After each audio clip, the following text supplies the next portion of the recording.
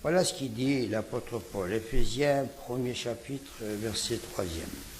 Béni soit le Dieu et Père de notre Seigneur Jésus-Christ, qui nous a bénis de toute bénédiction spirituelle dans les lieux célestes en Christ. En lui, Dieu nous a élus avant la fondation du monde pour que nous soyons saints et irréprochables devant lui.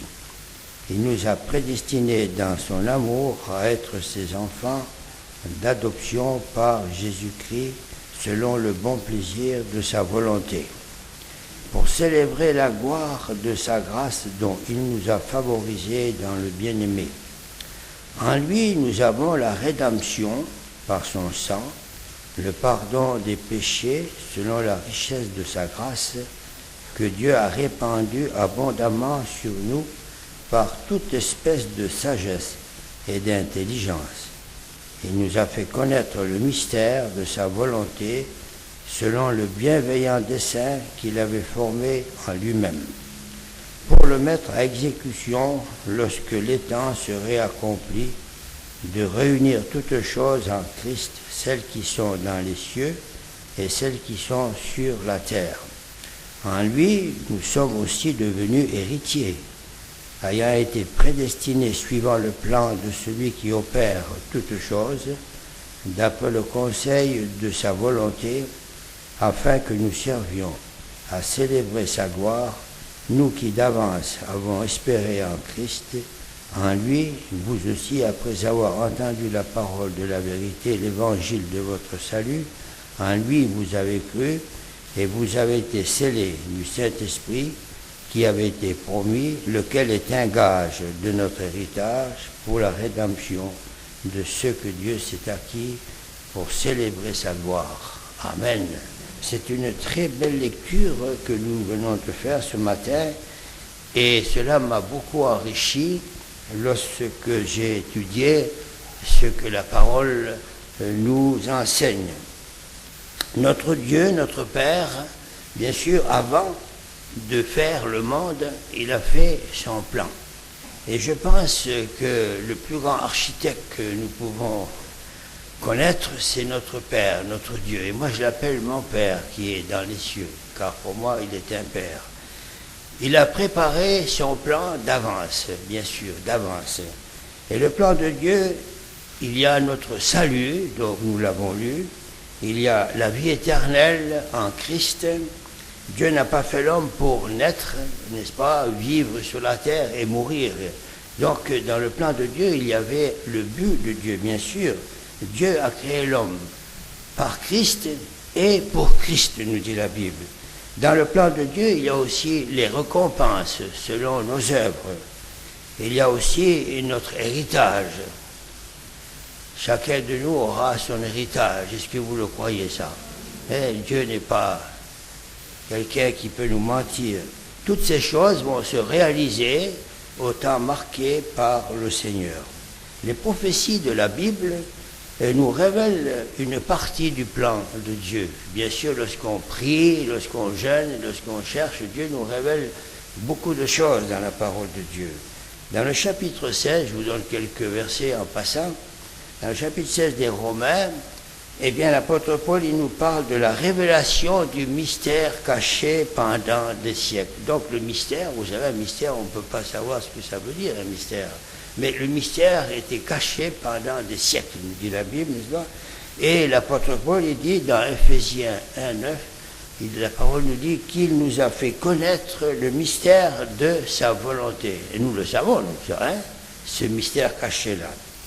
Et la Bible nous dit, il n'a pas été manifesté aux fils des hommes dans les autres générations, c'est-à-dire avant nous, mais il a été révélé maintenant, à partir du moment où Jésus est venu, par l'Esprit aux apôtres et aux prophètes de Christ, le Seigneur, bien sûr. C'est au travers des apôtres, au travers du Saint-Esprit, au travers des écrits que nous pouvons connaître ce mystère. Donc, nous revenons au premier verset. Paul dit « Béni soit le Dieu et Père de notre Seigneur Jésus-Christ, qui nous a bénis de toutes sortes de bénédictions spirituelles dans les lieux célestes en Christ. Et il dit en lui, Dieu nous a bénis. Et vous remarquerez souvent dans la Bible, il est parlé en lui, en Christ. Dieu nous a favorisés, Dieu nous a donné, Dieu nous a guéris, Dieu nous a bénis, toujours dans la personne de notre Seigneur. Mais Dieu nous bénit dans les lieux célestes. Qu'est-ce que Paul veut dire par là? Si vous regardez la terre, chers frères et sœurs, eh bien souvent je me demande si je suis béni. Hein? Vous ne remarquez pas ça des fois? Ça va mal, et tout va mal, nous sommes entourés de forces très mauvaises, et on se demande si le Seigneur, il nous a toujours bénis. Mais la Bible nous parle dans les lieux célestes que Dieu nous bénit. Alors dans les lieux célestes, il y a quand même là des dominations. Il y a les anges de Dieu, il y a le gouvernement de Dieu là-haut, n'est-ce pas? Et Dieu donne des ordres à ses anges, à notre sujet. Et vous savez que tout le monde ne peut pas dire la même chose. Vous avez entendu la radio sur cette femme qui s'est tuée en voiture à Paris. Eh bien, celle-ci, elle n'avait pas un ange pour la protéger, voyez-vous. Hein? En lui, Dieu nous a élus, dit la Bible, avant la fondation du monde. C'est-à-dire avant que le monde soit créé, Dieu nous a élus déjà au départ. Dieu avait préparé son plan, et Dieu nous a élus pour que nous soyons saints, irréprochables devant lui. Pour que nous soyons saints, sanctifiés, n'est-ce pas, par l'offrande du corps de Christ. Et l'apôtre Paul, il dit toujours dans les Éphésiens, les autorités, les dominations dans les lieux célestes connaissent par l'Église de Christ la sagesse infiniment variée de Dieu. Ah, les dominations, vous voyez, on y arrive. Vous savez que Satan vous connaît bien. Est-ce que vous savez ça, que Satan vous connaît? Satan me connaît aussi à moi. Il connaît mon nom, il connaît mon adresse. Et croyez-moi qu'il a souvent affaire avec moi. Hein? Et je me bagarre avec lui, je le chasse au nom de Jésus. Oui, c'est vrai. Vous savez, lui, il connaît beaucoup de choses. Et l'apôtre Paul, il dit, selon le dessein éternel qu'il a mis à exécution par Jésus-Christ. Selon le plan, selon le dessein éternel, n'est-ce pas, qu'il avait préparé avant que le monde existe, n'est-ce pas, avant que les choses arrivent, bien sûr. Le dessein éternel, c'est bien le plan de Dieu. Et dans les Hébreux, il nous parle aussi des esprits. Il dit que les esprits de Dieu sont au service de Dieu, envoyés pour exercer un ministère en faveur de ceux qui doivent hériter le salut. Alors cela veut bien dire ce que la parole veut dire, que les esprits, les anges, qui sont au service de Dieu, exercent un ministère en faveur de Dieu au sujet de ceux qui héritent le salut. Nous sommes protégés, nous sommes gardés, nous on ne les voit pas, on ne voit rien ici. Et si je vous disais que Jésus est là, hein? Et vous le savez bien hein, qu'il est là, il est au milieu de nous et il nous regarde, et les anges ils sont là aussi. Dieu n'a pas créé l'homme pour pécher et mourir. Il n'y avait pas cela dans le but de Dieu. La Bible dit dans Colossiens, tout a été créé par lui et pour lui, n'est-ce pas, par le Seigneur. Et il dit, en lui, nous avons été élus, donc avant la fondation du monde, nous avons été élus, c'est l'élection de Dieu, le choix, c'est l'homme, bien sûr. Hein. Élu veut dire l'élection par Christ. L'Église est le corps de Christ, donc la parole nous le dit, et c'est le mystère de sa volonté. Donc il y a encore là un mystère, n'est-ce pas, parce que vous prenez l'Ancien Testament et vous regardez bien, vous cherchez bien, on trouve un peuple dans l'Ancien Testament, le peuple d'Israël, mais on ne trouve pas d'Église. On ne trouve pas l'Église corps de Christ, n'est-ce pas? On le retrouve que dans le Nouveau Testament. Donc c'est le mystère qui est caché et qui a été manifesté à la fin des temps au travers du Seigneur Jésus. Mais il dit bien, caché, n'est-ce pas, mystère caché, mais révélé à ses saints. Donc les saints sont les apôtres qui étaient avant nous, toutes ces révélations du mystère caché. Et moi je pense que les prophètes qui prophétisaient, eh bien eux, ils ne savaient pas tellement où ils atteignent, où ils allaient, n'est-ce pas, lorsque Moïse, Dieu lui a dit, je susciterai un prophète comme toi, je mettrai mes paroles dans sa bouche. Je pense que Moïse ne savait pas que c'était le Christ qui venait après, n'est-ce pas? Donc ces hommes ne touchaient pas à ce que nous touchons aujourd'hui.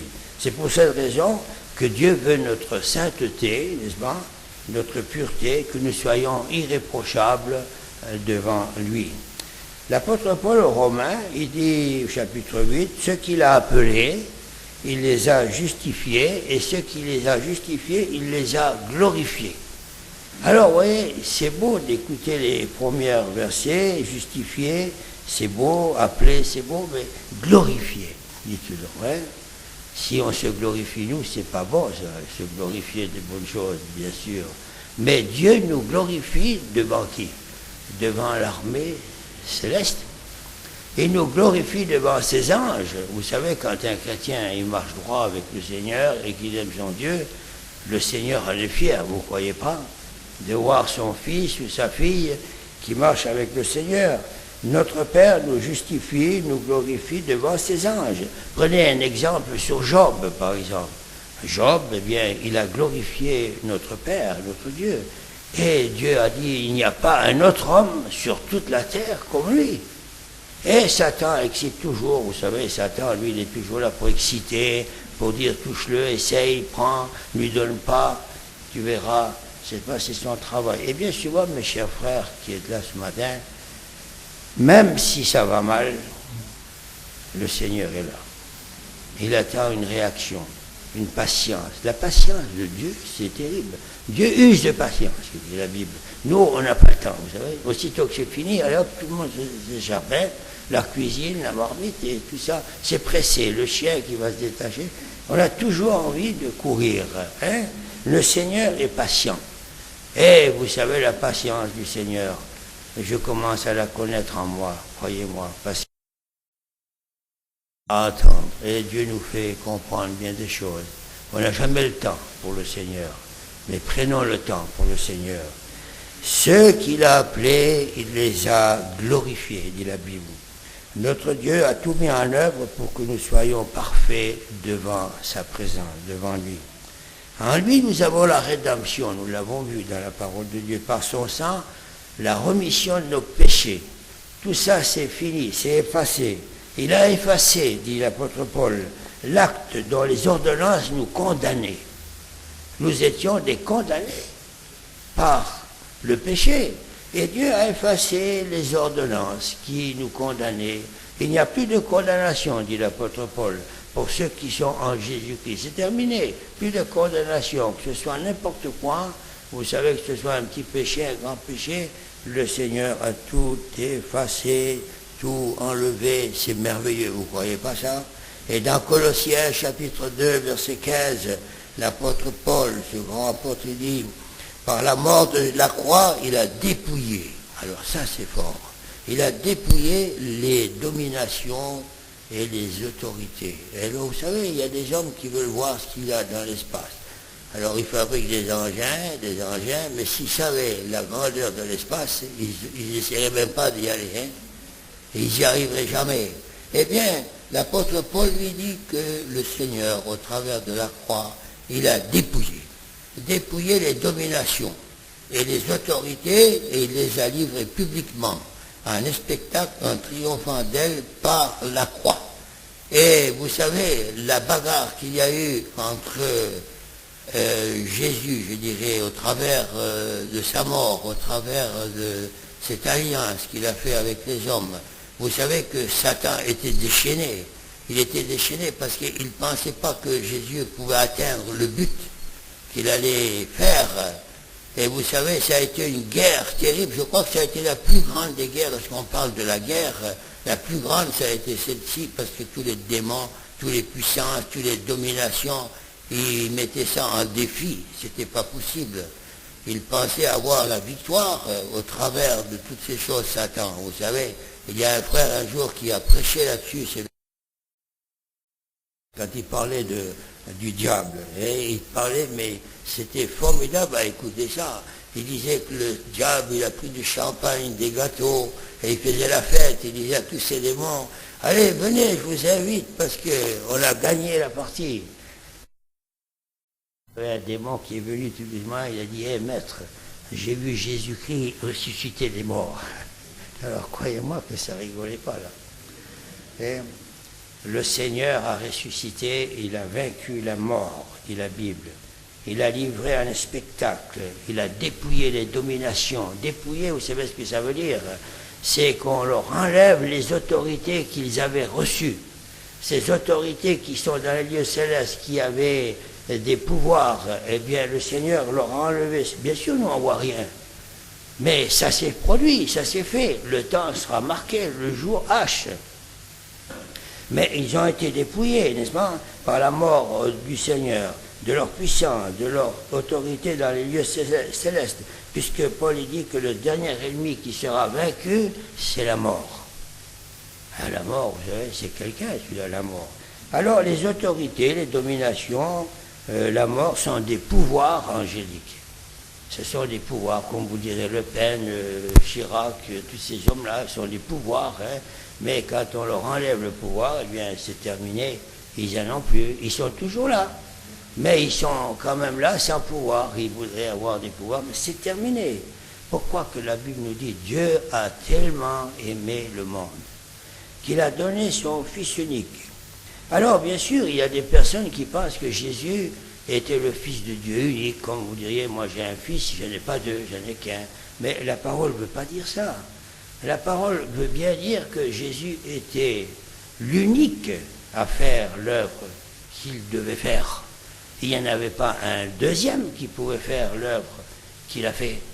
Il était unique à descendre de son trône là-haut, de s'humilier, de s'abaisser, plus bas que l'homme. Est-ce que vous vous figurez, dites, quand vous regardez la puissance de Jésus, sa force, qui pouvait, comme il a dit lui-même, si je veux, je peux demander des légions d'anges à mon Père, et je peux foudroyer. Il pouvait détruire, incliner les hommes devant lui, il ne l'a jamais fait. Alors que nous, vous savez, aujourd'hui, il y a des hommes, je vous dirais franchement, il y a des hommes qui font une carte de visite pour aller leur parler. Vous avez vu? Il y a des pasteurs, mes amis, quand ils passent sur l'estrade, vous savez, je vous en parle parce que j'en ai vu à Paris il n'y a pas longtemps, là. On aurait dit des pachas, vous savez, qu'ils étaient sur l'estrade. Il fallait une escorte pour aller leur parler. Et oui, alors que Jésus, le Maître, n'est-ce pas? Lui, il s'est humilié, il s'est abaissé, il a lavé les pieds des apôtres, ça ne vous touche pas tout ça? N'est-ce pas? Et il a dit, vous comprendrez. Si vous ne comprenez pas maintenant, vous comprendrez ce que j'ai fait. Eh bien, lui, il s'est humilié jusqu'à la croix du calvaire. C'est pour ça que la Bible dit que Dieu l'a souverainement élevé et il s'est assis à la droite de Dieu. Et il intercède pour nous, n'est-ce pas? Et la Bible nous dit qu'il n'a pas regardé l'égalité avec son Dieu, mais il s'est dépouillé lui-même. Ça, c'est beau. Il s'est dépouillé lui-même, se rendant même en forme de serviteur. Le Seigneur Jésus, n'est-ce pas? S'est humilié, abaissé jusqu'à la mort de la croix. Jésus a obéi en toutes choses, et par sa mort, dit la Bible, il a rendu impuissant celui qui a la puissance de la mort, c'est-à-dire Satan. Satan avait le pouvoir de la mort à cause du salaire du péché. Quand Dieu a dit, le jour où tu mangeras, tu mourras, alors Satan a saisi l'occasion, mort, mort, mort, mort. L'âme qui pêche meurt, rien à faire, salaire du péché, mort. Eh bien, Jésus a écrasé la tête du serpent ancien, Satan, le diable, et il l'a dépouillé de ses pouvoirs, n'est-ce pas? La mort a régné, dit la Bible. La mort a régné de Adam à Moïse, mais Dieu a donné la loi. Alors, la loi déjà avait baissé le pouvoir de la mort. Voyez les étapes de Dieu, si vous voulez bien regarder dans la Bible, j'aime bien regarder les étapes de Dieu. La loi, nous dit la Bible, elle a été donnée comme un conducteur pour nous conduire vers le Christ. Au travers de la loi, il y a les étapes jusqu'au temps marqué, donc le Christ est là. C'est pourquoi que Christ entre dans le monde et il dit à son Père, je viens faire ta volonté. Donc il y avait une volonté. Donc il y avait les étapes, n'est-ce pas? Comme il dit la Bible, dans ces derniers temps, Dieu nous a parlé par le Fils. Mais avant de nous parler par le Fils, Dieu nous a parlé par les prophètes. Alors on voit les étapes de Dieu. Dieu a établi.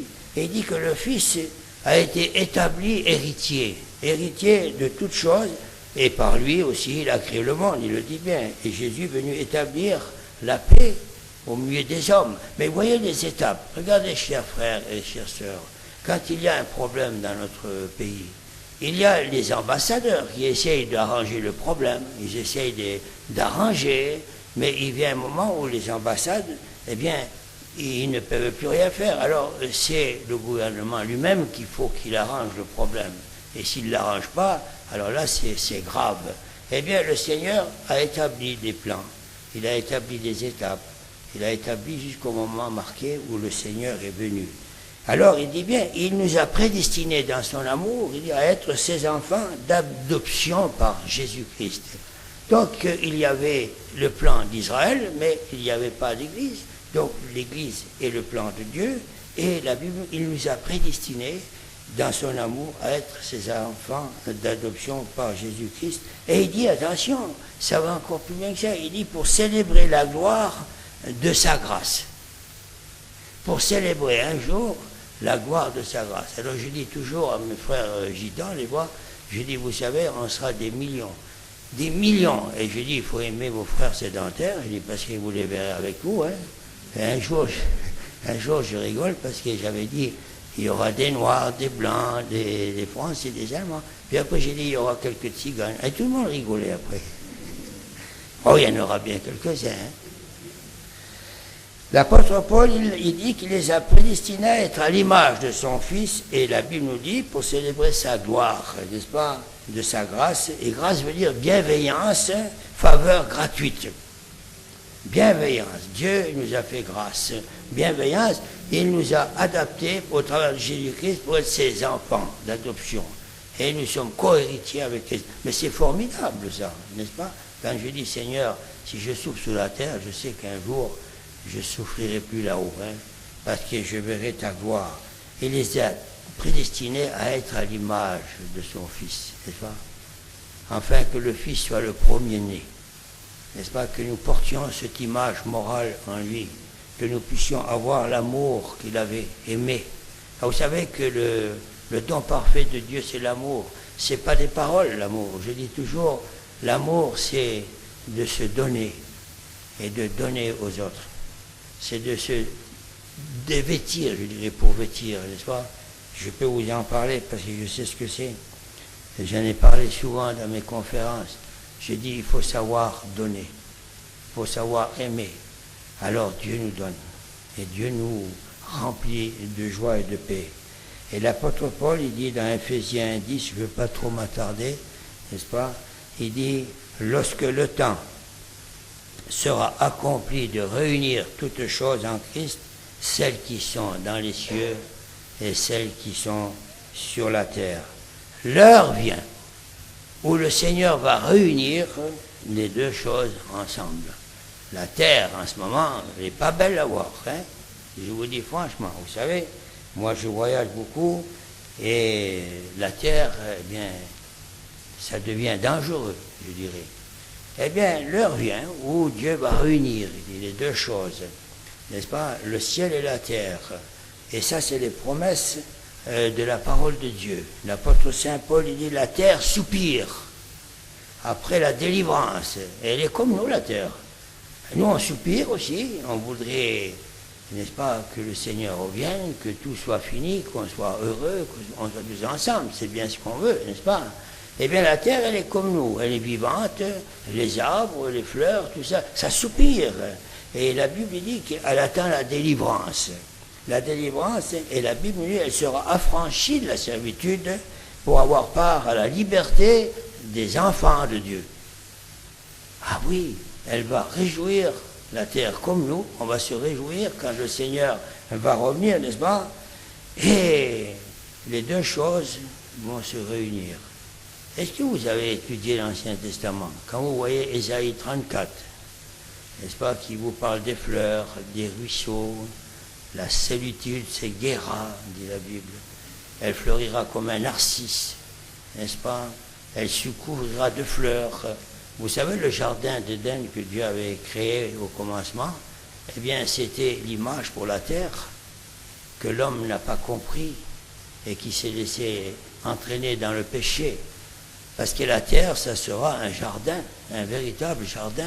Dieu n'a pas besoin d'un bulldozer, vous savez, et prendre des ouvriers pour travailler, parce que Dieu est capable de restaurer la terre entière comme il le faut, n'est-ce pas? Eh bien oui, quand on lit tous ces versets dans la Bible, ça nous fait réjouir de savoir le temps de Dieu. En lui, il nous dit Paul, nous sommes devenus héritiers d'après le conseil de sa volonté. D'après le conseil, donc il a tenu conseil et il a fait de nous des héritiers. Et vous savez, je pense que si j'habite dans une roulotte, moi, je crois que je vais habiter dans un château. Et le frère aussi, il aura un beau château, un beau palais. Vous savez que les gitans chantent un beau palais, une couronne, là-haut, vous savez. Et ils ne savent peut-être pas trop ce qu'ils disent, mais c'est comme ça pourtant. Dieu a préparé pour nous des choses bonnes, des bonnes choses. Et je crois que quand il y a un mariage et que vous allez avoir un petit enfant et que vous lui dites dans son berceau, tu sais, je vais te donner un héritage. Eh bien, il ne comprend pas lui, hein. Il ne sait pas lui, c'est le biberon l'héritage. Hein? Mais quand il vient grand et que le père il dit, je vais te donner ça parce que moi, je l'ai gagné, c'est à toi. Alors là, il comprend. Hein? Et nous, c'est pareil, on est des enfants au biberon, on ne comprend pas. Dieu va nous donner un héritage, mais pour le moment, on n'a rien du tout. Hein? Eh bien, l'heure va venir, mes chers frères, qui va nous donner un héritage, un véritable héritage. Et je vais terminer, parce que pour pas que je sois trop long, j'aime pas être trop long, d'un dernier conseil de Dieu. Et la Bible nous dit que le Saint-Esprit est un gage de notre salut. Un gage, déjà une portion de notre salut.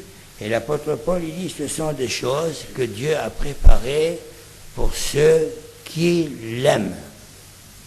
Alors la question se pose, est-ce que nous aimons le Seigneur? Vous savez, aimer, c'est quelque chose. Et moi, je dis que quand on aime le Seigneur, eh bien, on aime ses frères, déjà. C'est déjà une question. Et bien souvent, on ne voit pas toujours ça. Parce que les frères, vous savez, c'est quelque chose, les frères. Moi, je ne peux pas me passer de vous, voyez. Je vous dis franchement, j'ai beaucoup de familles en France, mais qui ne sont pas chrétiens. Et quand je veux les voir, j'ai mon cœur qui me fait mal, vous voyez. Parce qu'on parle de tout, sauf de Dieu. Et moi, je ne peux pas m'en passer de parler de Dieu. Et j'essaye de leur parler, de leur faire comprendre.